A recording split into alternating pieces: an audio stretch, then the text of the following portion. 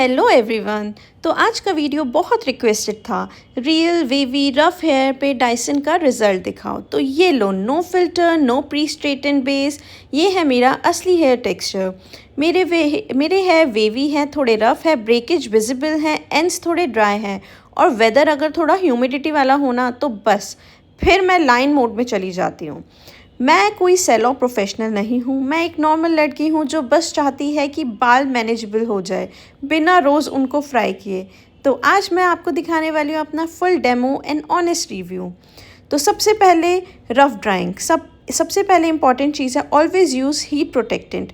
Root पे air flow focus करो, end को ओवर ड्राई मत करो। डाइसन का एयर फ्लो काफ़ी पावरफुल होता है, इसलिए ड्राइंग फास्ट हो जाती है। और अगर मुझे पसंद है ना कि ये टेम्परेचर को रेगुलेट करता है, इसका मतलब ये नहीं कि डैमेज ज़ीरो है, पर एक्सेसिव हीट स्ट्राइक कम करता है। अगर आपके हेयर ऑलरेडी डैमेज हैं तो low heat medium speed best रहता है। और हाँ, हेयर को उल्टा करके ड्राई करोगे तो वॉल्यूम भी आता है। तो अब मैंने हेयर को सेक्शन कर लिया है।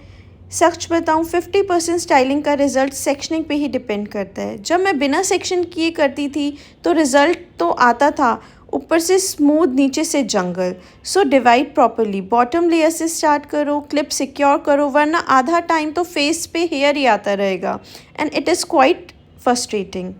तो अब मैं स्मूथिंग ब्रश से अटैचमेंट लगा दिया है, और मैं सिर्फ एक साइड ही करूँगी, so you can see the difference. Technique breakdown. Brush को रूट से पास रखो, स्लाइट इनवर्ड एंगल रखो, स्लो डाउनवर्ड मोशन, एंड पे थोड़ा रोल करो। एक ही स्टैंड पे बार बार मत जाओ। 3 to 4 to 5 passes are enough. अगर आप ज़्यादा करोगे तो आपके डैमेज होने के चांसेस रहते हैं। देखो कैसे फ्रिज मेरे सेटल हो रहे हैं। ये जो फ्लाई अवेज होते हैं ना, वो ग्रेजुअली स्मूथ हो जाते हैं। और मुझे पर्सनली ये पसंद है कि हेयर स्टिफ नहीं लगते, मूवमेंट रहता है। अगर आपके हेयर बहुत कर्ली है तो मल्टीपल स्लो पासेस लगेंगे। ये केराटिन रिप्लेसमेंट नहीं है गाइज, ये स्टाइलिंग टूल है। So if you are expecting the poker look तो वो नहीं होगा, पोकर स्ट्रेट नहीं होंगे। एंड ऑनेस्टली मुझे ये फील आता है कि मैं घर पे ही मिनी सैलून खोल के बैठी हूँ। सो अब मैं आपको कंपैरिजन दिखाती हूँ। Okay, so now zoom in. Left side थोड़ा पफ़ी है, अनइवन टेक्सचर है, फ्रिज विजिबल है। एंड ये देखिए मेरा साइड, राइट साइड मेरा फ्रिजी, एंड लेफ्ट साइड मेरा शाइनी है, अलाइंड स्ट्रैंड्स है, कंट्रोल्ड लुक है। देखो डिफरेंस स्कैल्प से एंड तक कंप्लीटली विजिबल आप देख सकते हो। और मुझे लगता है फेस पे मेरे हाफ फेस पे ट्रांसफॉर्मेशन ही कॉन्फिडेंस बूस्ट कर देता है। कभी कभी मैं बस फ्रंट सेक्शन से ही स्मूथ करती हूँ और बाकी बन बना लेती हूँ। Work smart not hard. ये आप देख सकते हो कितने वेवी हैं, और ये देखिए कितने नेचुरल स्ट्रेट लुक दिख रहे हैं। तो you can see the difference completely. तो भाई अब मैंने एक साइड कर दिया है, now I am planning to do the other side as well. तो आप देखिए कि कितना डिफरेंस एकदम से नज़र आ रहा है। तो अब मैंने एक साइड करने के बाद मैं अपना हाफ दूसरा कंप्लीट भी, अंडर साइड भी कंप्लीट करती हूँ। यहाँ पे एक और टिप, अगर हेयर थोड़ा एक्स्ट्रा रफ हो तो स्लाइटली डैम्प रखो, कंप्लीटली ड्राई कभी मत करना, स्मूथनेस कम मिलती है। सेक्शन बाय सेक्शन जाओ। डाइसन का जो ब्रश है ना, एयर फ्लो हेयर को पुल करता है, इसलिए टेंशन ऑटोमेटिकली मिल जाता है। और ये रीज़न है कि बिगिनर्स भी इजी यूज़ कर सकते हैं। बट हाँ, फर्स्ट फ्यू टाइम्स थोड़ा ऑकवर्ड लगेगा। जब मैं पहली बार यूज़ कर रही थी ना गाइस, तो लग रहा था जैसे मैं वैक्यूम क्लीनर से बाल कर रही हूँ। But once you understand the angle and game change. Time भी कम लगता है। नॉर्मली फ्लैट आयरन से मुझे 25 to 30 मिनट्स लगते थे, और इससे अप्रॉक्स 12 to 15 मिनट्स में मेरा काम हो जाता है। सो गाइस, अब मैं आपको बताना चाहूँगी कि you should buy the Dyson Airwrap or not, because so many people have asked me the same question. तो अब सबसे इम्पॉर्टेंट क्वेश्चन है, ये वर्थ इट है या सिर्फ हाइप है?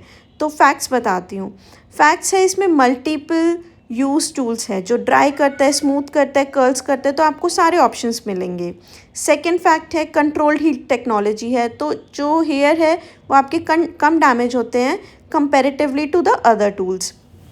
ये आपके लेस एक्सट्रीम हीट एक्सपोजर देता है rather than the flat irons. जो फ्लैट आयरन्स होता है उसमें बहुत ज़्यादा हीट रहता है। एंड टू बी ऑनेस्ट, ये टाइम सेवर भी है। बट मैं आपको ये भी बताना चाहूँगी, this is really expensive. Technique learning curve इसमें है, and ultra pin straight look ये कभी नहीं देता है। तो अगर आप डेली स्टाइल करते हो, फ्रिज से स्ट्रगल करते हो और अगर आप एक लॉन्ग टर्म इन्वेस्टमेंट चाहते हो, तब ये आपका डायसन एयररैप टोटली वर्थ हो सकता है। पर अगर आप सिर्फ शादी या ओकेजन के लिए यूज़ करते हो तो शायद नॉर्मल स्ट्रेटनर इनफ होगा। मैं पर्सनली रिग्रेट नहीं करती इस परचेज़ का। मेरे वीवी रफ ब्रेकेज वाले हेयर के लिए ये मैनेजेबल स्मूथ नेचुरल फिनिश दे देता है। सो मैं आपको कंप्लीट ये बताना चाहूँगी कि ये ह्यूमिडिटी विक्टिम से भी आपको बचाता है। ये सॉफ्ट ब्लो आउट लुक देता है। अगर आपको नेचुरल स्ट्रेट लुक पसंद है तो ये टूल काफ़ी ज़्यादा हेल्पफुल है। तो गाइज़ आप मुझे कमेंट करना कि आपको कौन सा लुक पसंद है, बिफ़ोर वाला लुक या आफ्टर वाला स्मूथ लुक। अगर आप चाहते हो कि मैं आपको कर्ल अटैचमेंट्स भी दिखाऊं तो आप मुझको कमेंट डाउन कर सकते हो। तो मैं अपनी नेक्स्ट वीडियो में आपको कर्ल वाला अटैचमेंट भी दिखाऊंगी। तो गाइज़ अब मैं फ़ाइनल इसको टच दे रही हूँ एंड कॉन्फिडेंस वाली बात करते हैं यार, तो मेरा लुक अब फुली डन है। So okay, the look is fully done. तो अब मैं आपको दिखाऊंगी ये फाइनल लुक कैसा होगा। पहले मैंने आपको दिखाया था हाफ सेक्शन हेयर पे करके और हाफ सेक्शन अनडन था। तो डन और अनडन वाला मैंने आपको डिफरेंस बताया था। नाउ अब मैं पूरा आपको लुक बता रही हूँ, तो आप देख सकते हो कि फ़ाइनल लुक मेरा कैसे आएगा। और प्लीज़ कमेंट डाउन करो विच लुक यू रिक्वायर। तो अब आप देख सकते हो ये पूरा हो चुका है। तो मेरे फुल हेयर देखो आप, स्टिल नेचुरल टेक्सचर वाइब है, फ्रिज कंट्रोल है, ब्रेकेज नोटिसेबल कम दिख रहा है और शाइन ऑटोमेटिकली मेरी बेटर दिख रही है। तो देखिए मैं कैसे इस पे फिंगर्स भी चला रही हूँ और ये बहुत ही नेचुरल स्ट्रेट लुक है। ऐसा बिल्कुल नहीं लग रहा है एकदम पोकर स्ट्रेट पिन स्ट्रेट वाला लुक नहीं दिख रहा है, ऐसा बिल्कुल नहीं दिख रहा है मैंने रिबॉन्डिंग कराई है या मेरे प्लास्टिक हेयर्स हैं। एंड डैमेज भी कम है, एकदम नेचुरल हेयर है। तो गाइज़ शाइन ऑटोमेटिकली मुझे इसमें बेटर लग रही है, इसलिए मुझे डेली लाइफ में हेल्प करता है। मैं रोज़ सैलून नहीं जा सकती हूँ पर रोज़ पॉलिश लैक कर सकती हूँ। तो गाइज़ अब ये मैं आपको दिखा चुकी हूँ एंड टू बी ऑनेस्ट मैं अपने इस लुक से इतनी इम्प्रेस्ड हो चुकी हूँ। तो मैं फाइनल स्टेप कर रही हूँ, थोड़ा सिरम यूज़ कर रही हूँ। रिमेंबर हमेशा पीस साइज अमाउंट ही इनफ होता है आपके सिरम के लिए। ओवर सिरम आपके हेयर को चिपकू बना देता है। तो what you do, you just take a piece size amount of serum and apply it in your hair, mid length to end पे अप्लाई करो। Never use your serum on your scalp.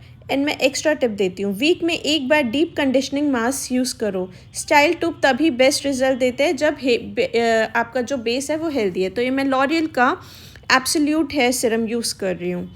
तो guys अब आप मुझे ये बताओ आप क्या चाहते हो कि आपको ये ख़रीदना चाहिए या नहीं ख़रीदना चाहिए, प्लीज़ मुझे कमेंट में बताओ।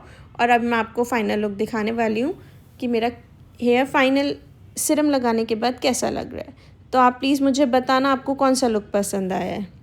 तो आप इसे ऐसे एंड तक रोल कर करके ला सकते हो और स्कैल्प में बिल्कुल नहीं लगाना है गाइस। तो ये देख लो जितने भी छोटे मोटे फ्लाई अवेज होंगे वो भी चले जाएंगे और कितना नेचुरल और कितना स्मूथ लुक आ रहा है मेरे हेयर पे। एंड वॉल्यूम देख रहे हो गाइस, वॉल्यूम कितना अच्छा है। जैसे हम नेचुरल उसको स्ट्रेट करते हैं अपने आयरन स्ट्रेट से तो बालों का जो वॉल्यूम है वो बिल्कुल कम हो जाता है, पर इसने मेरे बालों को एक्स्ट्रा वॉल्यूम दिया है और एकदम नेचुरल स्ट्रेट है और ये कॉन्फिडेंस तो बूस्ट ही कर देता है। Like share and subscribe and याद रखो good hair day is a good mood day. तो ये मेरे दो बेस्ट अटैचमेंट्स है, एक ड्रायर और एक hair straight look. Thank you for watching guys, bye bye, take care, love you, please subscribe, comment and share, bye bye, love you, bye.